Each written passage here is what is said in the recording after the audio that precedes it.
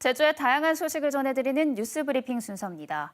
제주 지역에서 오늘 보도한 뉴스 가운데 주목할 만한 기사를 소개해드리는 뉴스픽 순서입니다. 오늘 저희가 살펴본 기사는 한라일보 문미숙 기자의 공동주택 하자보험증권 260억 쿨쿨입니다.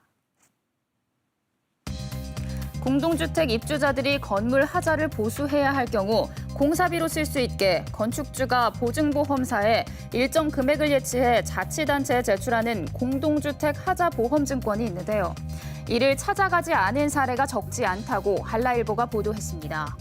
대규모 공동주택은 입주자 대표회의가 구성돼 하자보험증권을 잘 알고 있는 반면 150세대 미만 중소규모 공동주택은 잘 모르는 경우도 있는데요.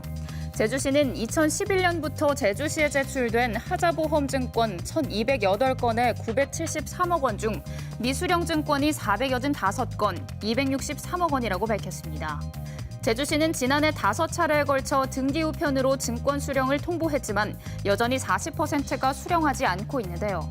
공동주택 하자 의무 보수 기간은 도배, 타일 등은 2년에서 3년으로 짧지만 주요 구조부 하자의 경우 최대 10년까지로 이 기간 건축주가 보수를 거부하거나 부도가 났으면 하자보험 증권 활용이 가능하지만 잘 모르면 자비로 하자 보수를 해야 합니다.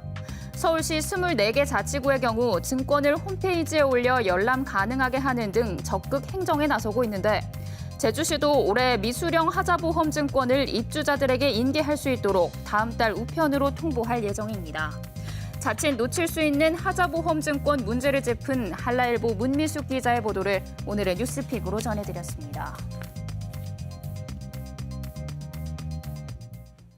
시사용어 이어갑니다. 랜딩카지노 145억 원 횡령 사건 소식이 연일 이어지고 있습니다. 경찰은 용의자들을 쫓기 위해 인터폴에 적색 수배를 요청한 상태인데요.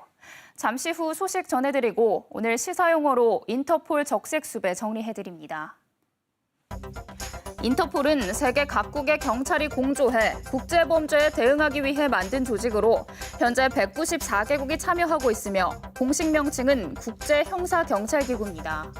인터폴 국제수배는 피해자 정보를 각 회원국에 알려 검거를 하는 등의 협조 체제를 갖춘 건데요.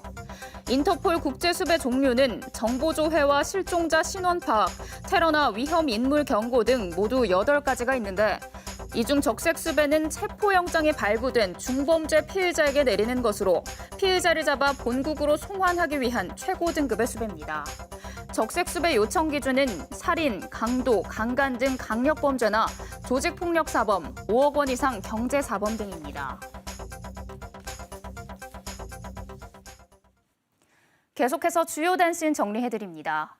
시사용어에서 전해드린 것처럼 제주경찰청은 랜딩카지노 145억 원 횡령 사건과 관련해 재무담당 임원인 50대 말레이시아 여성을 인터폴에 적색 수배 요청하고 말레이시아와 중국, 아랍에미리트에 국제 공조 수사를 요청했습니다. 또 최근 공모 피해자인 30대 중국인을 업무상 횡령 방조 혐의로 체포하고 중국으로 출국한 또 다른 30대 중국인을 쫓고 있으며 현재 사라진 돈 가운데 일부로 추정되는 현금 130억 원 상당을 발견해 피해금이 맞는지 확인하고 있습니다. 제주지방법원 제2민사부는 예래 휴양형 주거단지 옛 토지주 144명이 땅을 돌려달라며 JDC를 상대로 제기한 소유권 이전 등기 말소 소송에서 원고 승소 판결을 내렸습니다. 강제 수용 토지주와 협의 매수 토지주들은 2015년 예래단지 사업 인가 처분이 무효라는 대법원 판단이 나오자 소송을 제기했고 지난해 10월 토지주 16명이 승소 판결을 받은 바 있습니다. 선고 결과에 대해 JDC 측은 항소할 계획이라고 밝혔습니다. 오늘 오전 11시 20분쯤 서귀포시 문섬 남쪽 800m 해상에서 3톤급 모터보트가 침몰하고 있다는 신고가 해경에 접수됐습니다. 해경은 모터보트에 타고 있던 57살 남성 등 3명을 모두 구조했고 모터보트는 바다로 침몰했다고 밝혔습니다. 해경은 모터보트 기관실 부분에서 침수가 발생한 것으로 보고 사고 경위를 조사하고 있습니다. 제주에서는 처음으로 코로나19 확진 판정을 받은 임산부가 무사히 신생아를 출산했습니다. 제주대학교 병원은 지난달 자가격리 통보를 받은 30대 산모의 분만 수술 문의를 받은 뒤 지난 8일 음압수술실에서 방역 지침을 준수하면서 제왕절개 수술 끝에 3.18kg의 건강한 신생아를 출산했습니다. 신생아는 13일 음성 판정을 받아 퇴원했고 인후통과 발열 증상이 있던 산모는 격리 치료를 받다 18일 완치 판정을 받아 퇴원했습니다.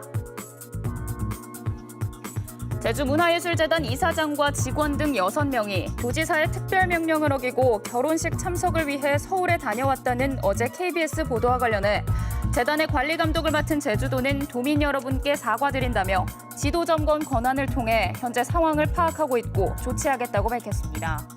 이승택 이사장도 KBS와의 통화에서 도민들에게 심려를 끼쳐드려 죄송하다는 입장을 전했습니다. 지금까지 뉴스브리핑이었습니다.